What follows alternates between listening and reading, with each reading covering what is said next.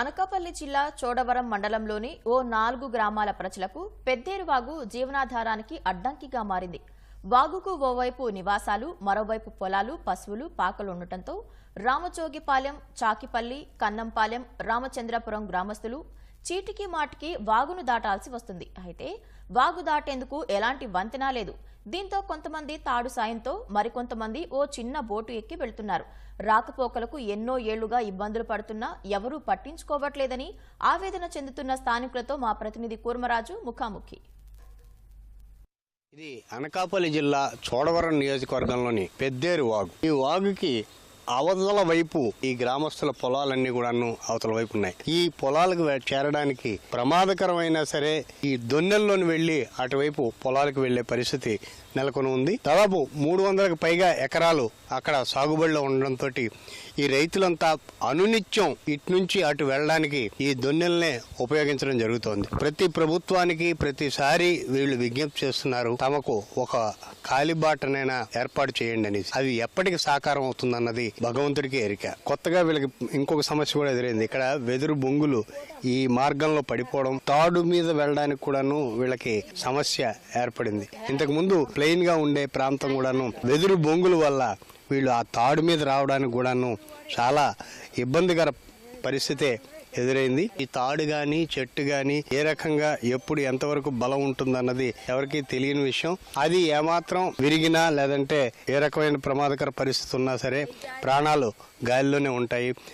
చాలా మంది ప్రాణాలు కోల్పోయిన పరిస్థితి కూడా ఉందని ఈ గ్రామస్తులు చెప్తున్నారు. కొమ్ములు పోనాయి, కుర్రోళ్ళు పోనారు, మనుషులు పోనారు, అయినా సరే తెగిస్తున్నాం. మాకు ఈ తాడే మాకు బలం ఉంది. అలాగని మాకు ఈదలు రాకపోతే మా కొడుకు జరగదు. మా పెండి పంట ఈదలే ఉంది, తిన్నా తిండి ఈదలే ఉంది, సొమ్ములు ఈదలే ఉన్నాయి, పాలు ఈదలే ఉన్నాయి. ఉదయం సాయంత్రం మా మగవాళ్ళు 5 చుట్లు 6 చుట్లు తిరుగుతున్నారు ఈదలకి ఆతలకి. ఆడవాళ్ళు కొద్దిగా వచ్చి సాయంత్రం వెళ్తున్నాం. కాలం మా టైం బాగోపోతే మరి ఏమవుతామో అందులో మాకు తెలియదు. అదే భయంతో ఉంటున్నాం. గవర్నమెంట్ వాళ్ళు మరి ఏదో సాధనం చేసి ఇక్కడికి ఏదో 4 కుందలు పడి చిన్న బ్రిడ్జిలా పడితే ఆ గవర్నమెంట్ మహానుభావులు దైవాలని బతుకుతాం. ఈతల వ్యవసాయాలు ఆదాయాలు అన్ని పోతున్నాయి.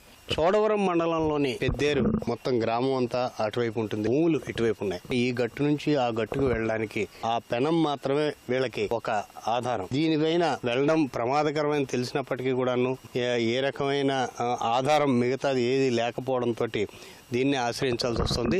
ఇదే వరద వస్తే అప్పుడు వీళ్ళు దాదాపు 12 కిలోమీటర్లు చుట్టూ తిరిగి రావాల్సి ఉంటుంది. అది కూడాను బురదమయమైన రహదారి.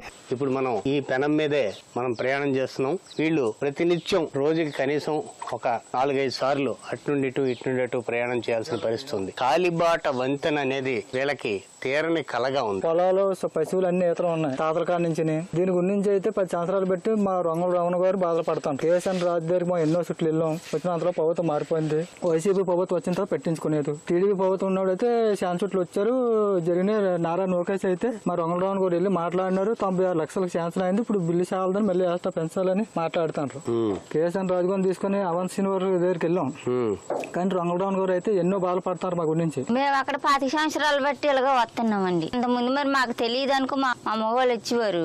10 సంవత్సరాలు బట్టి మేము ఇలాగ వస్తున్నాం. ఎప్పుడు కూడా అప్పుడు అంది వేరు చానాల క్రితం. ఇంకా ఇప్పుడు అందడం అనేది దగ్గర 10 సంవత్సరాలు బట్టి ఇదే బరి. మాకు ఏరు గట్ట ఏం అందడం అనేది ఇలాగ వెళ్తే అలా బిర్జీ తిరగాలో నా తాగా తివ్వమని వెళ్ళడం. ఇది నీరు నుంచి కొన్నారు. ఇది ఇందు మేము వెళ్తున్నాం. 8 గంటలకు వస్తాం. మళ్ళీ సాయంకాలం ఇదే టైం వెళ్తామండి. ఇంకా మరి ఊర్లో ఏం జరిగినా మాకు తెలియదు. ఏ గబుకుని దిగిపోయేది కాదు కదా. ఇంతకుముందు అలాగా ఆ పార్టీ వాళ్ళు వేసేస్తామన్నారండి. స్థిరం వచ్చిన డిపార్ట్మెంట్ లో అవధం మీకు అనేసారు. ఈ మరి ఇతను వచ్చి మరి వేస్తామన్నారు మొన్న. మరి ఏం చేస్తారు వాళ్ళ దయ్యా. ప్రతి సంవత్సరం శంఖచాపం చేయనప్పుడు గెలిచిన వాళ్ళందరూ కొబ్బరికాయ కొట్టడమే లేదు. ఇంకా కొబ్బరికాయ ఏట్లో ఏడ్చేయడం పోవడమే.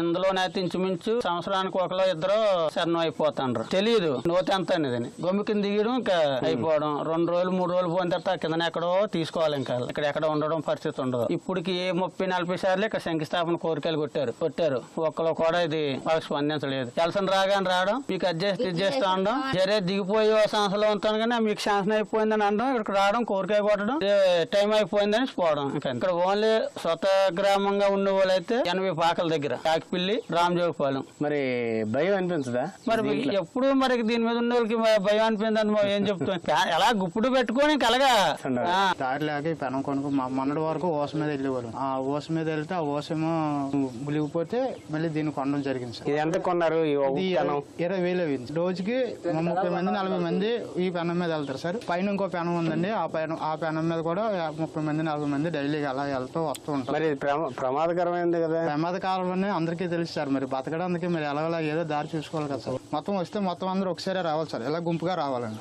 ఒకళ్ళు వెళ్ళడానికి భయకరం అండి. ఇప్పుడు కూటమి ప్రభుత్వం అధికారంలోకి వచ్చింది, వాళ్ళు ఇచ్చిన హామీల ప్రకారం మీరు ఏమిటి అడుగుతున్నారు? ప్రధానంగా మాకు ఇచ్చిన హామీలు ఏం అవసరం లేదు, మాకు ఒక బ్రిడ్జే కావాలని మేము అడుగుతున్నాం. మా కూటమి వచ్చిందండి, మన సీఎం రమేష్ గారు వచ్చారు, ఆయన కూడా మాకు మాట అవ్వడం జరిగింది సార్. తర్వాత లోకేష్ గారు మన వడ్డాది వస్తే రావణ్ గారు తీసుకెళ్లారు సార్.